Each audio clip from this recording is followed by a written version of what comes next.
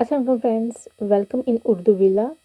आज मैं John novel का पार्ट नंबर 51 स्टार्ट करने लगी हूँ। वीडियो स्टार्ट करने से पहले आप सबसे गुजारिश है कि प्लीज़ मेरे चैनल को सब्सक्राइब कर दें। लाइए फवाद को मुझे दीजिए, मैं उसको फीड करा दूँ।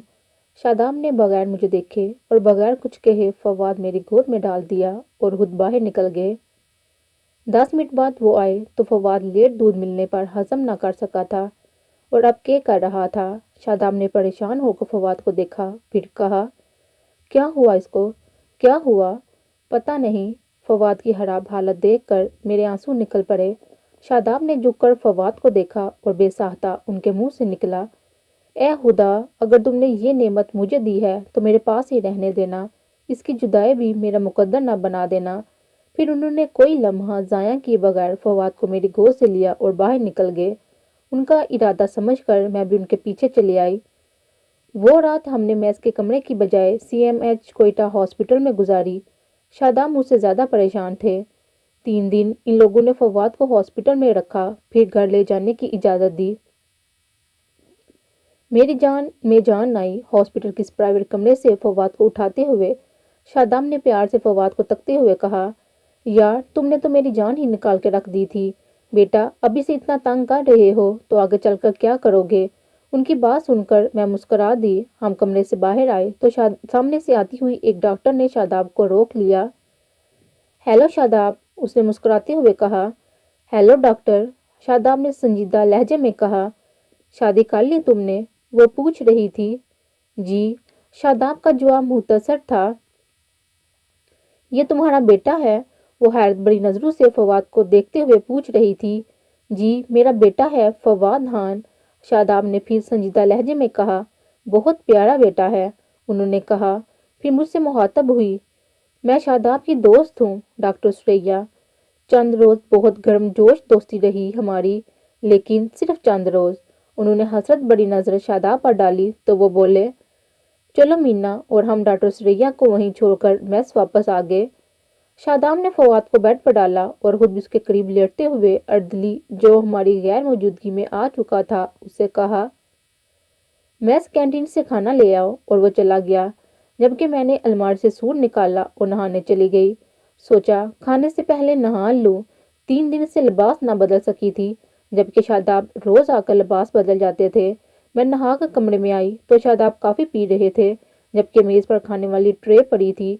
उनका मूड शायद खाने का नहीं था, लेकिन उन्होंने मुझसे ये बात जरूर कही, जल्दी से खाना खा लो, अभी बैटमैन बर्तन लेने आएगा। और मैं कुर्सी पर जा बैठी। फिर पूछा, आप नहीं खाएंगे?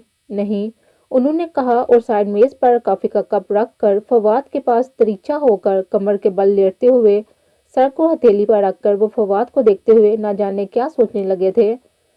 मैंने खाना खा लिया तो अर्दली बर्तन ले गया।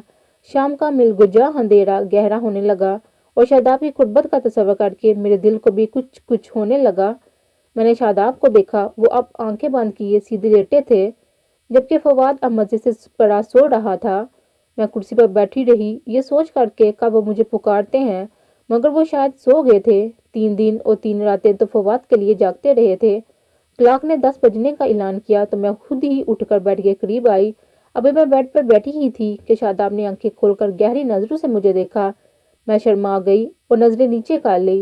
वो कुछ देर मुझे देखते रहे और मैं शर्माती रही। अचानक उन्होंने कहा, क्या तुम भी इसी बेड पर लेटोगी? मैंने हैरान होकर उनको देखा और सोचा, मैं यहाँ नहीं लेटूंगी तो फिर कहाँ लेटूंगी? लेकिन मैं चुप रही और बैठी हैरत से उनको देख रही थी, जो कुछ परेशान नजर आने लगे थे। वो कुछ देर न जाने क्या सोचते रहे, फिर तवील सांस खींच कर बोले, ठीक है, लेट जाओ। और मैं किसी मामूल की तरह लेट गई। वो कुछ देर बैठे न जाने किन सोचों में गुम रहे, फिर न सिर्फ उठ गए बल्कि दरवाजा खोलकर बाहर भी निकल गए। मैं हैरान सी उनके सर्द रवैये के बारे में सोचते हुए सो गई। उनकी वापसी नामालूम कब हुई थी, लेकिन सुबह जब मेरी आंख खुली तो वो फर्श पर बिछे कालीन पर चादर बिछाकर तकिए बाजू में दबाए सो रहे थे। मैं कितनी देर खड़ी उनको देखती रही, फिर उनके रात वाले रवैये का सोचते हुए बाथरूम की तरफ बढ़ी ही थी कि उनकी आवाज सुनकर रुक गई। ओ जान, उन्होंने पुकारा था। मैं फौरन मुड़ी, मगर जब उनको देखा तो वो आंखें बंद किए सो रहे थे। मैं हैरान थी, क्या वो सोते में बुड़बुड़ा रहे थे? और फिर मैं चली गई। बाहर आई, वो तब भी सो रहे थे। फिर उनको देखने लगी। मेरी ये हैरत इस वक्त दूर हो गई जब उन्होंने करवट बदलते हुए फिर कहा, ओ जॉन प्लीज। अब मुझे पता चल गया था वो सोते में बुड़बुड़ा रहे हैं। बाबा गौर उनको देखने लगी कि अचानक फवाद ने मुझे अपनी तरफ मुतवज्जा कर लिया और फवाद के रोने की आवाज सुनकर शादाब की आंख भी खुल गई और वो फौरन उठ गए। मैंने फवाद की नैपी बदली जो गीली हो रही थी। उसका मुंह धुलाने में उन्होंने मेरी मदद की। फिर अर्दली आ गया। शादाब की इस्त्री की हुई कलफ लगी वर्दी लेकर वो तैयार हुए। जाते हुए फवाद को प्यार किया, फिर मुझसे कहा, जिसकी चीज की जरूरत हो अहतर से कह देना। अर्दली का नाम अहतर था। और चले गए। मैंने अहतर से नाश्ते का कहा और शादाब के बारे में सोचने लगी, मगर कुछ समझ में न आई। दोपहर में वो लद्दे फदे वापस आए थे। फवाद का झूला, उसके बहुत सारे सूट और फवाद के लिए खिलौने भी, हालांकि अभी उसकी उम्र खेलने की ना थी।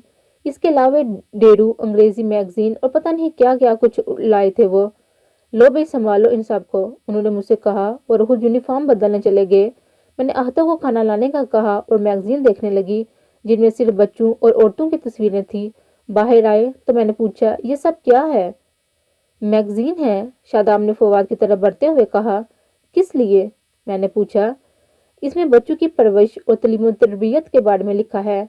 वो सोए हुए फवाद के पास ही खुद लेटते हुए बोले, लेकिन मुझे तो अंग्रेजी नहीं आती। मैंने मुस्कुराकर उनको बताया, ये मैं तुम्हारे लिए नहीं अपने लिए लाया हूँ। इनको मैं पढ़ूंगा और फवाद की परवरिश करूंगा। ठीक है ना? उन्होंने शफकत भरी मुस्कुराहट से फवाद को देखते हुए कहा। बिल्कुल ठीक है। मैं मुस्कुरा दी, ये सोच कर के उनको मेरा कितना ख्याल है।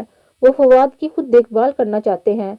तब मैं ये बिल्कुल ना समझ सकी थी कि वो सब फवाद को मुझसे छीनने के लिए कर रहे हैं। इतने में अर्दली खाना लेकर आ गया। मैंने खाना मेज पर लगाया और कहा, उठिए जनाब, आप पहले खाना खा लीजिए, फिर फवाद को देखिएगा।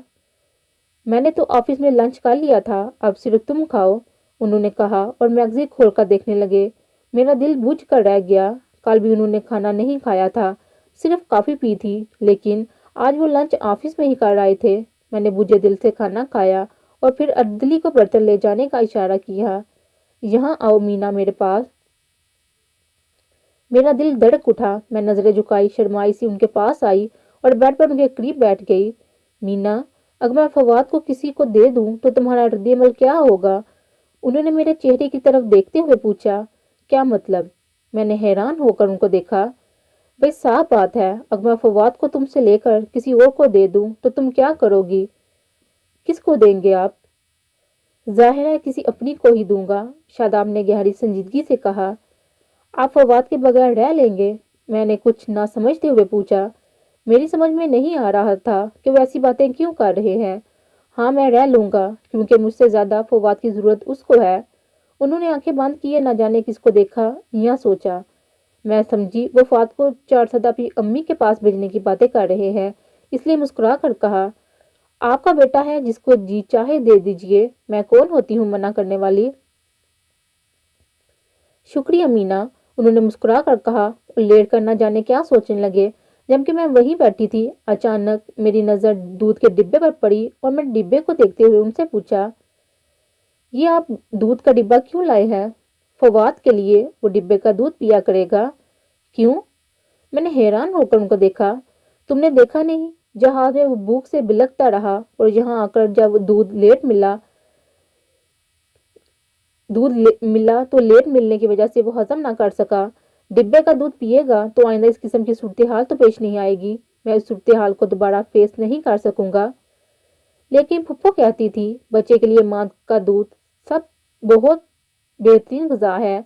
मैंने कहा तो वो तलही से बोले, कोई जरूरत नहीं फुप्पो का कहना मानने की, मैंने जो कहा है वही करो। उनकी तेज आवाज सुनकर शादाब भी उठ गया, तो शादाब ने मुझे तहकमाना अंदाज में मुखातब करते हुए कहा, चलो उठो, दूध बनाओ। फिर उन्होंने दूध बनाने की तरकीब बताई और फवाद को देखने लगे। मैं जब दूध बनाकर फवाद को लेना चाहा तो वो बोले, लाओ फीडर मुझे दो, मैं खुद पिलाता हूँ। और मैंने फीडर पकड़ा दिया और खुद कुर्सी पर आ बैठी। मेरी समझ में उनका रवैया नहीं आ रहा था। उन्होंने निप्पल फवाद के मुंह में दिया तो उसने फौरन मुंह से निकाल दिया। उन्होंने फिर निप्पल मुंह में दिया, फवाद ने फिर निकाल दिया। उन्होंने तीसरी बार निप्पल फवाद के मुंह में डाला तो उसने बुरा सा मुंह बनाया। شاید اس کو ڈبے کا دودھ اچھا نہیں لگا تھا۔ پھر وہ اپنی ننھی منی آواز میں رونے لگا۔ شاداب نے بے بسی سے مجھے دیکھا اور میں بے ساہتا ہنس پڑی۔ پھر اٹھ کر فواد کو گود میں لے لیا تو شاداب بولے، یہ فیڈر کیوں نہیں پیتا مینا؟ جناب، اس کو ڈبے کا دودھ پسند نہیں آیا، میں نے کچھ شوہی اور فخر سے کہا۔ یہ تو اچھی بات نہیں، میں فواد کو اسی حالت میں نہیں دے سکتا، انہوں نے پریشان لہجے میں کہا۔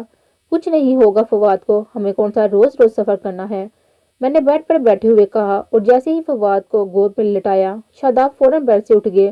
نہ صرف بیڈ سے اٹھے بلکہ چپل پہن کر کمرے سے باہر نکل گئے، نہ جانے کیوں۔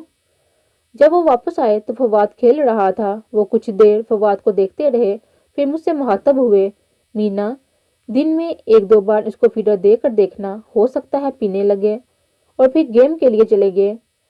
رات 8 بجے میس ویٹر کھانا لے کر آ گیا۔ اب بھی کیوں لے کر آئے ہو؟ میں نے کہا۔ جی کرنت صاحب نے یہی ٹائم دیا تھا۔ اچھا ٹھیک ہے، تم جاؤ، میں نے کہا۔ پھر اٹھ کر کھانا دیکھا، وہ صرف ایک آدمی کا تھا۔ میں نے پھر بھی ان کا انتظار کرنا مناسب سمجھا، اور 9 بجے جب وہ آئے تو کہا، اب جلدی سے کھانا کھانے کے لیے آ جائیں۔ ویٹر 8 بجے کھانا دے گیا تھا۔ میں تو ڈنر کر کے آیا ہوں، تم کھا لو، انہوں نے کہا، اور سلیپنگ سوٹ لے کر باتھ روم میں چلے گئے۔ میں بغیر کھانا کھائے فواد کے پاس بیڈ پر لیٹ چکی تھی۔ انہوں نے ایک نظر مجھ پر اور دوسری فواد پر ڈالی، پھر کتاب اٹھا کر اسٹڈی ٹیبل پر جا بیٹھے، کمرے کی لائٹ آف کی اور لیمپ آن کر لیا، اور ہر چیز سے بے خبر ہو کر مطالعہ میں مہو ہو گئے۔ میں بیڈ پر لیٹی سوچتی رہی کہ آخر وہ کیا چاہتے ہیں، مگر کچھ سمجھ میں نہ آیا، اور پھر نہ جانے کب میری آنکھ لگ گئی۔ ایک ہفتہ اسی طرح گزرا۔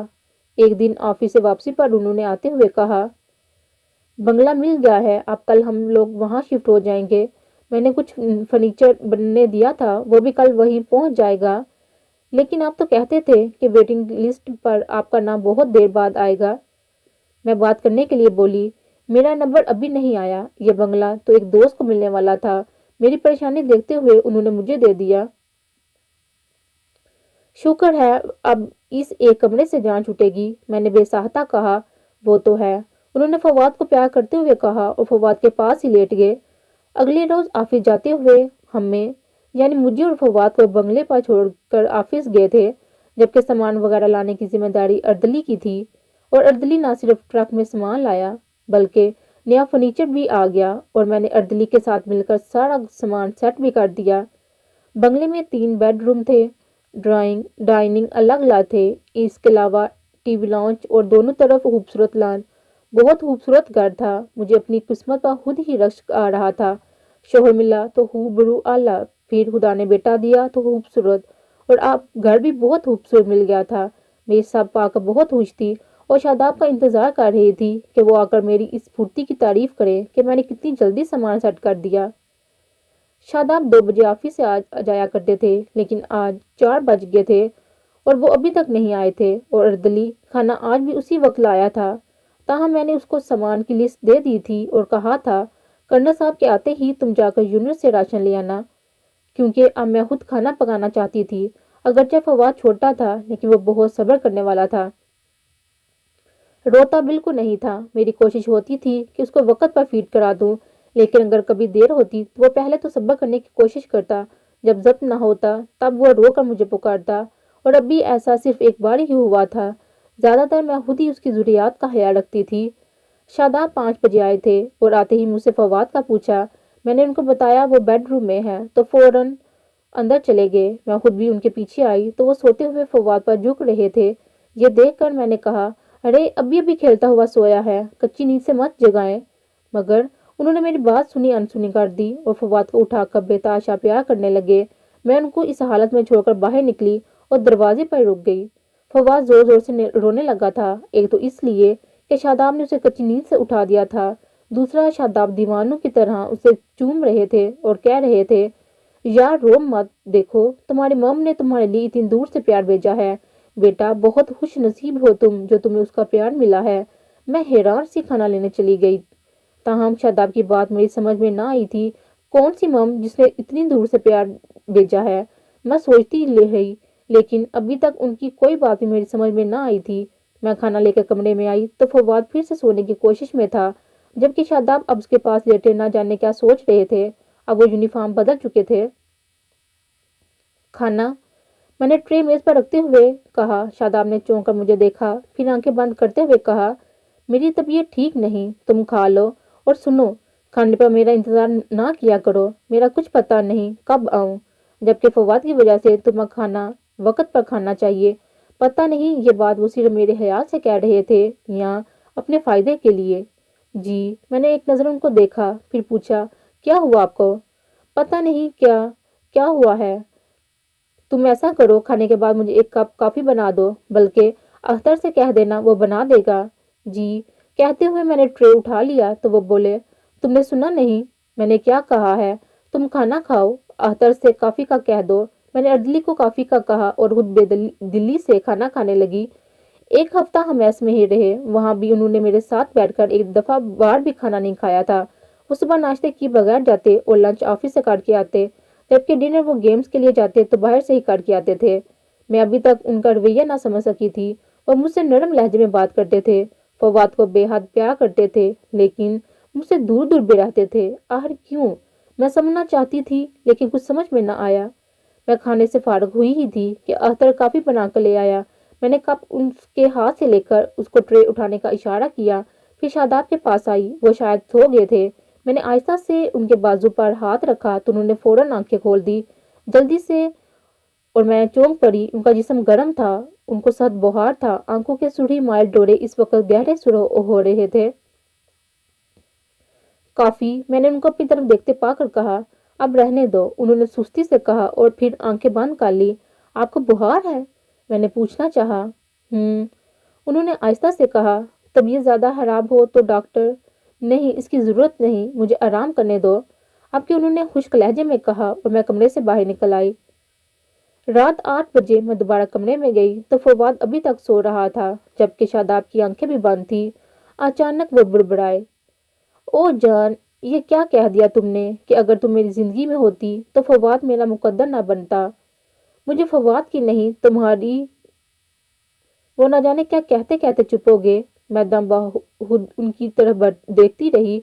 تھوڑی دیر بعد وہ پھر بڑبڑائے، مگر کیا یہ میں نہ سمجھ سکی۔ بیڈ کے سامنے پڑی کرسیوں میں سے ایک پر میں بیٹھ گئی اور سوچنے لگی، یہ جان کون ہے؟ اس کمرے میں نے اکثر سوتے ہوئے ان کے منہ سے جان لفظ سنا تھا، تب میں نے اس بات کو کچھ اہمیت نہ دی تھی، لیکن آج۔ پہلے انہوں نے فواد سے کہا تھا، تمہاری ماں نے تمہارے لیے پیار بھیجا، اور اب وہ کہہ رہے تھے کہ یہ تم نے کیا کہہ دیا جان، کہ اگر تم میری زندگی میں ہوتی تو فواد میرا مقدر نہ بنتا، اور یہ کہ مجھے فواد کی نہیں تمہاری۔ گویا ان کی بات ادھوری ہی تھی، لیکن میں اس کو پورا سمجھ گئی تھی۔ گویا وہ کہنا چاہتے تھے، مجھے فواد کی نہیں تمہاری ضرورت تھی۔ مجھے حیرت تھی، وہ ہستی کون تھی جس کو وہ سوتے جاگتے پکارتے تھے؟ فواد کی آواز سن کر میں چونکی اور اسی خیال سے کہ شاداب ڈسٹرب نہ ہو، میں فواد کو لے کر باہر آ گئی۔ دودھ پی کر فواد کھیلنے لگا اور میں گمسم سی شاداب کے بارے میں سوچتی رہی، بلکہ اس ہستی کے بارے میں سوچتی رہی جو شاداب کے فواد سے بھی زیادہ عزیز تھی۔ رات گئی میں فواد کو لیے بیڈ روم میں آئی اور اس کو لٹا کر خود بھی دوسری طرف لیٹ گئی، جبکہ شاداب بے خبر سو رہے تھے، اور پتہ نہیں کب میری بھی آنکھ لگ گئی۔ دوبارہ آنکھ فواد کے رونے پر کھلی۔ میں نے جلدی سے پکڑ کر اسے فیڈ کیا اور پھر سو گیا، اور میں اٹھ کر شاداب کو دیکھا، ان کی آنکھیں بند تھی۔ میں نے پیشانی پر ہاتھ رکھا تو وہ آگ کی طرح تپ رہی تھی۔ میں گھبرا گئی، ایک دو بار ان کو پکارا، ان کے نام بولنے پر میں بے سہاتا رونے لگی۔ وہ نہ جانے کب سے بے ہوش تھے اور مجھے پتہ نہ چلا۔ میں باغی باغی باہر آئی اور آہتہ کو پکارا، وہ فوراً چلا آیا۔ میں نے اس کو دیکھتے ہی کہا، کرنل صاحب بے ہوش ہیں، ڈاکٹر کو فوراً بلاؤ۔ کیا ہوا ان کو؟ اختر حیران تھا۔ پتہ نہیں، تم جلدی کرو، میں نے روتے ہوئے کہا۔